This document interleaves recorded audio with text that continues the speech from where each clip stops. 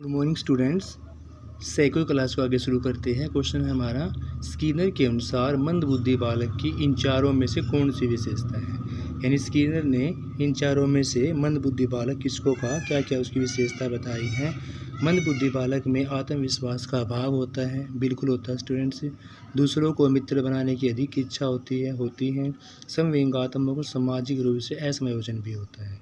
जो मंदबुद्धि बालक होंगे वो समाज में समायोजन नहीं कर पाएंगे, संवेगात्मक रूप से भी नहीं कर पाएंगे, दूसरों को मित्र बनाने की अधिक इच्छा होती है और आत्मविश्वास का उनमें कमी पाई जाती है, अभाव पाया जाता है। इस तीनों होने के कारण डी इज राइट आंसर। किसने कहा कि आनुवांशिक लक्षण अपराधी प्रवृत्तियों को प्रोत्साहित करेंगे। इन चारों में से किसके द्वारा कहा गया, जो आनुवांशिक लक्षण होते हैं उसमें अपराधी प्रवृत्तियाँ जो होती है वो ज़्यादा पनपती हैं। तो ये वैलेंटाइन के द्वारा कहा गया था स्टूडेंट्स। फिजिक्स एंड डेलिगेंसीज नाम पुस्तक किसके द्वारा लिखी गई थी। ये पुस्तक लिखी थी ग्लूक एंड ग्लूक के द्वारा। ये द्वारा लिखी गई स्टूडेंट्स ग्लूक एंड ग्लूक के द्वारा। मनोवैज्ञानिक ने किन परिवारों के वंश वृक्ष का अध्ययन कर साबित किया कि प्रतिभा संपन्नता एवं उच्च बुद्धि वंशानुगत होती है। इन चारों में से कौन सा साइकोलॉजिस्ट ऐसा है, इसने बताया कि जो परिवारों के वंश वृक्ष होते हैं उनका अध्ययन किया, फिर बताया कि प्रतिभा संपन्न और जो उच्च बुद्धि होती है वो वंशानुक्रम पर डिपेंड करती है या उनसे प्राप्त की जाती है। तो इस प्रकार का कथन आपका कहा गया था एडवर्ड महोदय के द्वारा स्टूडेंट्स। फिर है व्यक्ति विभिन्नता का क्षेत्र कौन कौन सा है, कि व्यक्ति विभिन्नताएं कहाँ कहाँ पाई जाती हैं। लिंग भेद के कारण भी होती है स्टूडेंट्स, शारीरिक रचना में भी व्यक्ति विभिन्नता होती है और मानसिक योग्यता में होती है। यानी व्यक्ति विभिन्नताओं का क्षेत्र आपका मानसिक योग्यता में भी होता है, शारीरिक रचना में भी होता है और लिंग भेद में भी होता है। तीनों ऑप्शन सही होने से आपका डी राइट आंसर होगा। लिंग भेद, शारीरिक रचना और मानसिक योग्यता व्यक्ति भिन्नता के क्षेत्र है स्टूडेंट्स। नेक्स्ट है, हस्तशिल्प की शिक्षा दी जानी चाहिए कि भी जो हाथों से कारीगर अपना बन सके, हाथों का काम कर सके, कोई भी हस्तशिल्प कला सीख सके। इस प्रकार की शिक्षा इन चारों में से किसको देनी चाहिए। तो पिछड़े बालकों को आप हस्तशिल्प की शिक्षा देकर आत्मनिर्भर बना सकते हैं, ना कि सृजनशील प्रतिभावान बच्चे। ये तो उच्च कैटेगरी के होते हैं, गिफ्टेड होते हैं, ए लेवल वाले बच्चे होते हैं। तो मंदबुद्धि बच्चों को आप, पिछड़े बालकों को आप हस्तशिल्प की शिक्षा देकर उनको आत्मनिर्भर बनाया जा सकता है। नेक्स्ट है, मंदबुद्धि विमंदित बालकों की शिक्षा का स्वरूप होता है। देखो, मंदबुद्धि विमंदित बालकों की शिक्षा का स्वरूप होता है विशिष्ट कक्षाएं उनके अंदर होती हैं। क्या होती है स्टूडेंट्स, विशिष्ट कक्षाएं होती हैं, व्यक्तित्व शिक्षण होता है, अपनी देखभाल का प्रशिक्षण करना भी होता है। तो डी इज राइट आंसर है मंदबुद्धि या विमंदित बालकों की शिक्षा के स्वरूप के लिए विशिष्ट कक्षाएं होंगी, व्यक्तित्व शिक्षण होगा और अपनी देखभाल का प्रशिक्षण भी खुद करेंगे। तो डी इज राइट आंसर। किशोरावस्था अपराध प्रवृत्ति के विकास का नाजुक समय होता है। इस प्रकार का कथन किस महोदय के द्वारा कहा गया।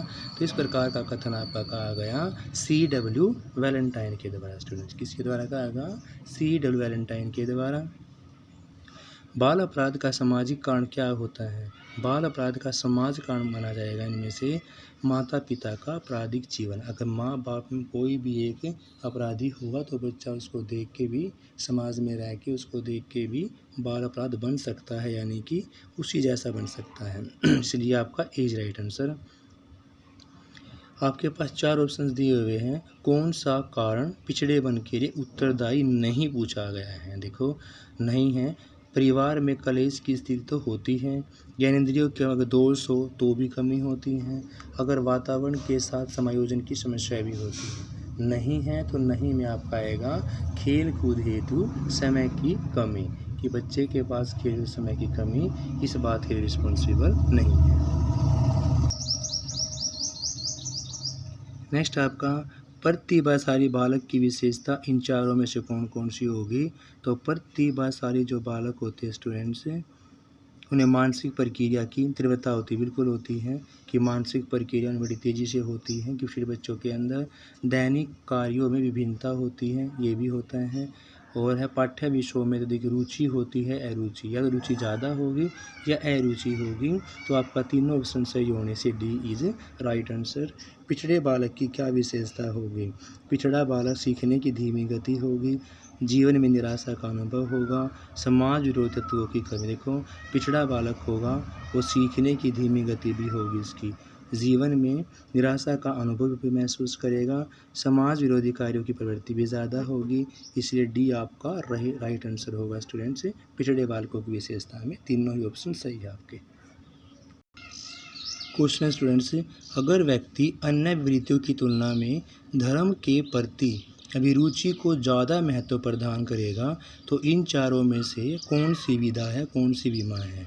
कि व्यक्ति जो है अन्य वृत्तियों की तुलना में धर्म के प्रति अभिरुचि को ज़्यादा महत्व देता है, तो महत्व किसी चीज़ को ज़्यादा देना तो क्या होगी, उसकी प्रधानता होगी, इसलिए आपका सी इज़ राइट आंसर।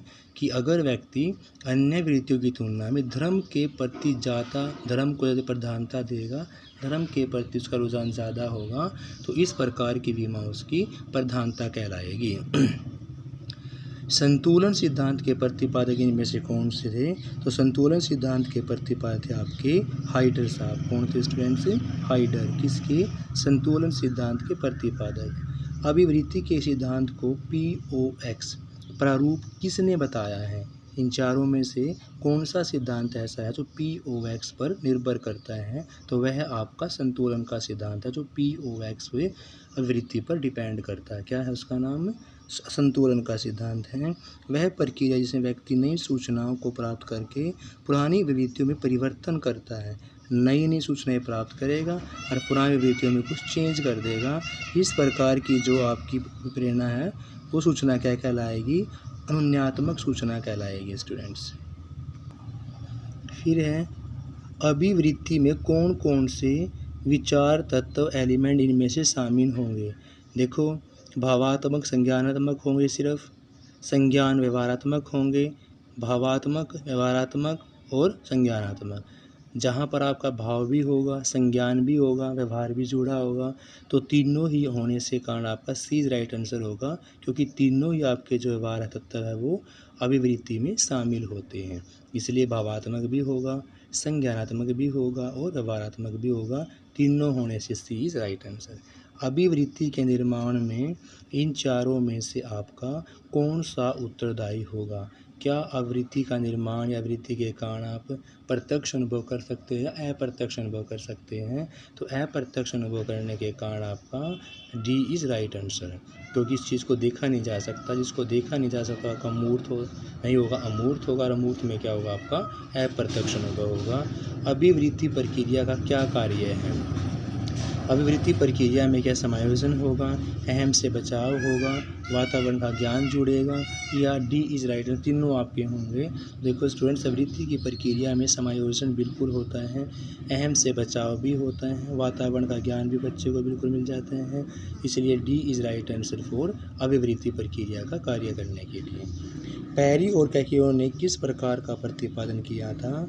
तो पेरी और कैकियो ने आपका विस्तार संभावना का प्रतिपादन किया था। किसका किया स्टूडेंट्स? विस्तार संभावना का। लिंकर्ट की मापनी के महत्वपूर्ण अंश कौन कौन से स्टूडेंट्स हैं? तो लिंकर्ट की मापनी के जो आपके महत्वपूर्ण है वो आपका पद का विश्लेषण करना। लिंकर्ट की मापनी में पद का विश्लेषण करना महत्वपूर्ण अंश है स्टूडेंट्स। नेक्स्ट है 11 बिंदु मापनी को क्या कहा जाता है? 11 बिंदु मापनी को इन चारों में से समान दिखने वाली अंतराल विधि कहा जाता है स्टूडेंट्स। क्या कहा जाता है? समान दिखने वाली अंतराल विधि। मध्याह्न की गणना किस मापनी में की जाती है? तो मध्याह्न की गणना स्टूडेंट्स आपकी थ्रस्टर मापनी में की जाती है।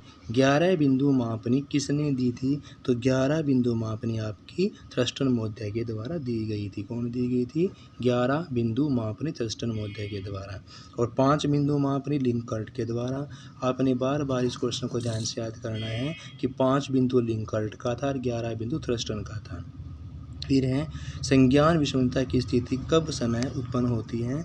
जब व्यक्ति किस स्थिति में होता है? कि संज्ञान में विसंगतता की जो स्थिति होती है वो इन चारों ऑप्शंस के अकॉर्डिंग किस समय ज़्यादा पैदा होती है? देखो, 2 या 2 से अधिक संज्ञान जो आपस में असंगत होते हैं, दो या दो से ज़्यादा संज्ञान जो आपस में असंगत होंगे तो उनके कारण ही संज्ञानात्मक विसंधिता की स्थिति पैदा होती है स्टूडेंट्स। नेक्स्ट है समूह शब्द का सबसे पहले प्रयोग किसने किया था। तो समूह शब्द का सबसे पहले प्रयोग किया गया था फ्राइडमुथर के द्वारा। व्यक्ति कितने समूह का सदस्य हो सकता है। तो व्यक्ति एक बार में कई समूह का सदस्य हो सकता है, जरूरी नहीं है वह परमानेंट एक समूह का सदस्य बन सकता है, अलग अलग समूह में शामिल हो सकता है अलग अलग टाइम पे। समूह में व्यक्ति की भूमिका कैसी होती है। जैसी व्यक्ति की क्षमता होती है उस क्षमता के अकॉर्डिंग ही उसका इमेज हर एक ग्रुप के अंदर होता है। तो कई समूह या क्षमता के आधार पर। परिवार किस प्रकार का समूह है। परिवार बच्चे का प्राथमिक सबसे प्राथमिक समूह कौन सा बच्चे का परिवार ही होता है स्टूडेंट्स। प्राथमिक समूह परिवार होता है। मित्रम समूह जो होता है किस प्रकार का समूह होता है। तो जो मित्र समूह होता है वो आपका एक अनौपचारिक समूह होता है स्टूडेंट्स। Thank you students. बाकी क्वेश्चन हम नेक्स्ट वीडियो के अंदर करेंगे। Please like share and comment.